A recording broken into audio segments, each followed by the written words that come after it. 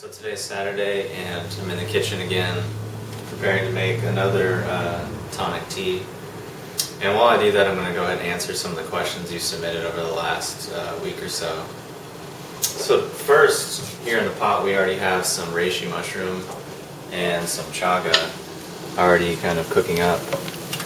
And so I'm not really going to get into insane detail about what each herb does, just because that would end up being like a 30 or 40 minute video and YouTube's not a really big fan of that. So I'm going to keep it pretty brief. So reishi, in my opinion, if someone were to start with any herb, that would be the top thing just to start with, to get the most broad spectrum benefits for things like chronic fatigue or allergies or any kind of autoimmune condition. Reishi would be an amazing herb to get into. And the most economical way would just be obviously to do what we do and just buy the whole reishi and boil it up. Good options for anyone that's just looking to get started with any kind of herb and doesn't really know too much, but just wants something that's easy and quick and simple. Reishi is by far the most powerful broad spectrum herb. So the next herb that we're going to throw in here is going to be some prepared Rehmannia roots, which you can see these guys here. This is Rehmannia. It's like these little black sticky pancakes. So I've already taken the liberty of breaking up one, and I'm just going to throw it in the tea. Now, Rehmannia would be another one that would be good for something like chronic fatigue, because usually chronic fatigue is a symptom of the kidneys being really depleted and wiped out, and basically having the yin jing severely depleted. So Rehmannia is a kidney tonic kind of in its own league. It's like if you were to just take one of these guys and boil it up and drink it, you would instantly feel more calm, more grounded, and usually pretty sedated, and you just like sleep like a baby and wake up feeling refreshed. So Rehmannia is really, it's a really affordable, really easy but potent anti-aging rejuvenation. So just to kind of rewind a little bit, the chaga that's in here is wild crafted from Maine, I think. A friend of mine sent me that. So chaga is like insane herb. It's like the most powerful antioxidant food known, like light years above acai and cacao and green tea and everything else. It's just in a league in and of itself. It's a really powerful anti-inflammatory blood cleanser, liver kidney cleanser, but it's also an adaptogen, and so that means it really helps your body respond to stress, and just like you take it, it goes in and just like normalizes and balances your immune system, your endocrine system, all the different systems in your body. It just restores homeostasis, and over time rewires how your systems work so that you just naturally have more energy and feel better. So that's reishi does that as well. Reishi is also an adaptogen, which is kind of what makes it so powerful.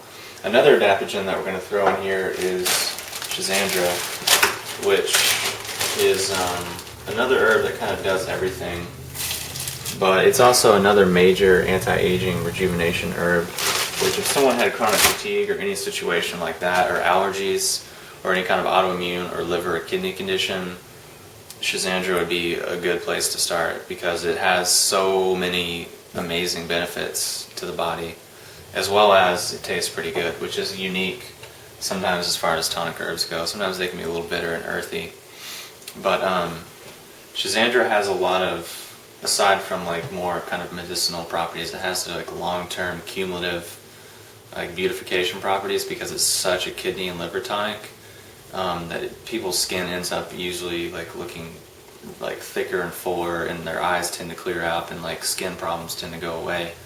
So one thing that Schizandra's done for me is like given me this like really crazy skin elasticity, which is just like a symptom of the skin being really like full and nourished and hydrated, which is also related to the kidneys and the liver being clean, but it also has like tonification properties to like the sexual functions. And also it's a really major mental tonic, so it really helps you like think more clearly and have better concentration and focus. And they've actually done a lot of studies that have illustrated that. So Schizandra is definitely one to get on every day.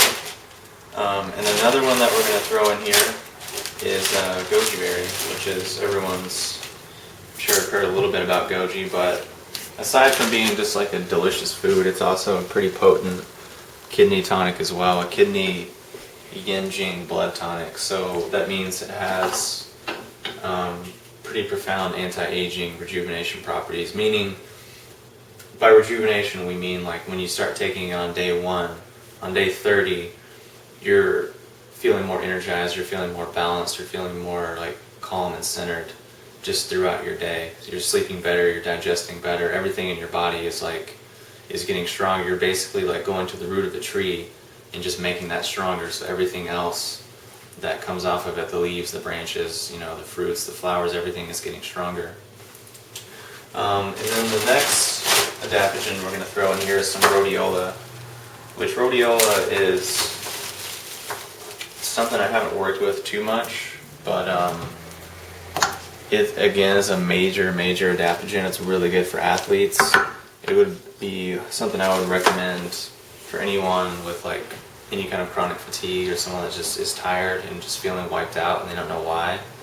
Things like rhodiola or chaga or reishi or schizandra, they're so broad spectrum and they're so intelligent as herbs that no matter what's going on in your body, they're able to go in and intelligently sense where you're imbalanced and just bring your imbalances up to a level of homeostasis. And then over time, it takes your homeostasis higher and higher and higher, so it's rewiring how your body's working.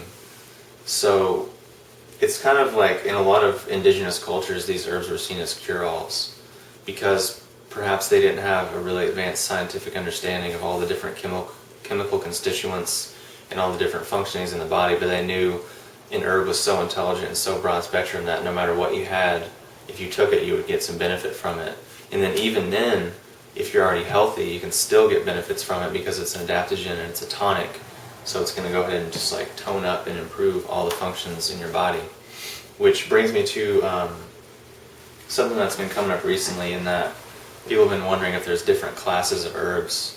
Like, are there herbs you can take every day all the time, or are there some herbs that, you know, only certain people should take in certain instances? So basically all the herbs in this formula, and pretty much all the herbs I work with, period, are something that just about anyone could take anytime, every day, for the rest of their lives. They're what are, in Chinese herbalism, they're called tonics. So in Chinese, in the system, there's like 3 different classes. And the first 2 are like more medicinal, and I don't even really concern myself with it because I'm not a doctor. I didn't go to school for like 20 years to memorize all these different functions. And I don't really care to play that role. I would rather just forget all of that remedial stuff and just focus on the top, you know, the top 10 herbs, the top 20 herbs, which is what we're working with here. Herbs that are so intelligent and broad spectrum that they're just going to go into the body and make things better wherever you're at, wherever you're starting from. And however good your health might be now, they're just going to take it to the next level. So in most cases, anyone could take these herbs and benefit. There are a few that they say you shouldn't really take, like let's say you catch a cold or you get sick, they say you should lay off the tonics, but I kind of debate that theory sometimes. So lastly, we're going to add in a little cinnamon bark just for flavor and just for fun because it tastes good and it's a really good herb for just like promoting circulation and just like will help all the energy of the herbs kind of just move throughout our body.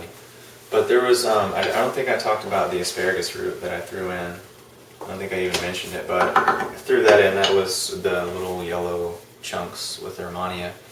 Asparagus root I talked about a little bit in previous videos, but it has a tonic property as well to the emotions, but also to the kidney and to the sexual functions, and also like helping to beautify the skin.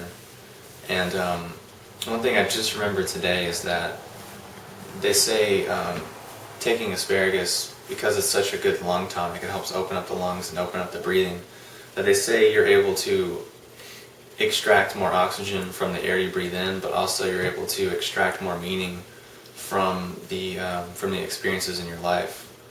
So you're able to understand life and navigate through your life at a much deeper level.